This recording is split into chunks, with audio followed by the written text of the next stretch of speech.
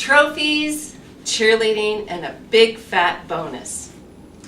Have you ever been in a position where you needed to motivate someone to do something? Perhaps as a manager or a parent or a committee chairman or volunteer or some other role. Maybe even right now you're trying to motivate your team to take on a new project or rise to a higher standard of performance. Or maybe as a parent you're trying to motivate your child to improve their grades in school or change a negative behavior. When we're in this position of trying to motivate someone, we really are in a leadership position, even though it may not officially be defined that way. We're trying to lead someone or a group of people to do something or become something. For this presentation, I'm going to be using the terms leader and team members, even though these principles apply to most settings, from corporations to families. Motivating people is a complex undertaking. Leaders must understand what motivates people and then use this understanding to create and maintain an environment where team members have the opportunity to fulfill some of their own personal goals and desires while also contributing to the larger group and picture. For this presentation, I'm going to be sharing 4 quick points on motivating people. First, we need to lay the fuel on for the fire. Some of the things that motivate people are money, praise, public recognition, more responsibility, and promotion. Second, we need to ignite the spark. Even though it's the leader's role to set the appropriate environment and encourage the team members towards motivation, it really is the individual who sparks his or her own momentum. But a successful leader knows what the sparks are and uses them to develop a reward system that matches the team members' values. For example, if you were wanting to motivate me with a gift card to the C's Candy store at the mall, you would be unsuccessful because I don't eat candy. However, if it was a gift card to McCormick and Schmidt restaurant, I would be very motivated because that's one of my favorite places to eat. You see, I personally don't value eating candy, but I do value dining on delicious fish while overlooking the river. The third point is we need to be a matchmaker. Every individual has talents and skills. Part of the leader's role is to support these skills by directing team members towards a job that fits their skills.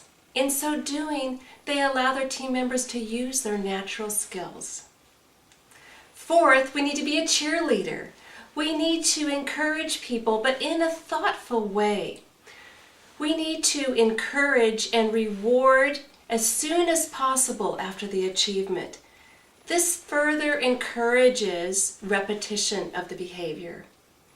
We need to reward also as soon as we see the behavior that we want, and only if the behavior is above the standard. Ignoring poor performance sends the message that it's okay, and the poor performance is going to continue. Also, team members will be frustrated.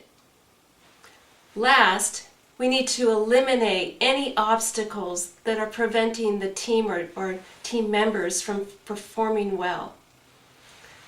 Several years ago, when our children were younger, we would have dinner together on a regular basis. And even though this was a wonderful tradition, sometimes my husband and I would feel quite frustrated as we observed our children's manners. We would say to them, "Please use the utensils we provided for you and do not pick up your food with your fingers. Please chew with your mouth closed. You may speak after you no longer have food in your mouth." We had instructed them over and over again. They knew what to do, they just didn't do it. They weren't motivated enough. My husband and I came up with a plan. I went to the trophy store, and for $5 I had a very simple trophy made with 2 words on the shiny brass plaque: Best Manners.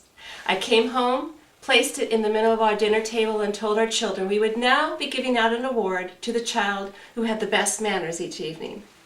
We'd have our normal conversation at dinner, and at the end of the meal my husband and I would confer with each other and decide on which child had the best manners. And in an award-winning voice, we would announce the child who had the best manners, give them an applause, and that child could take the trophy back to their bedroom for the next 24 hours. By making it a competition and a game, our children's manners improved. Now, we didn't have this information about motivating people in front of us when we came up with that new strategy. But looking back, I see we did some things right. We gave them praise and public recognition, even though it was just among our family. We rewarded them immediately, and we rewarded the behavior that we desired.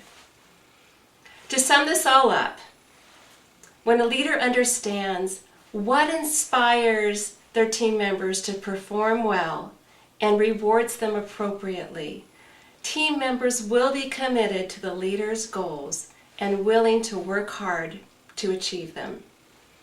It was John Quincy Adams who said, "If your actions inspire others to dream more, learn more, do more, and become more, then you are a leader."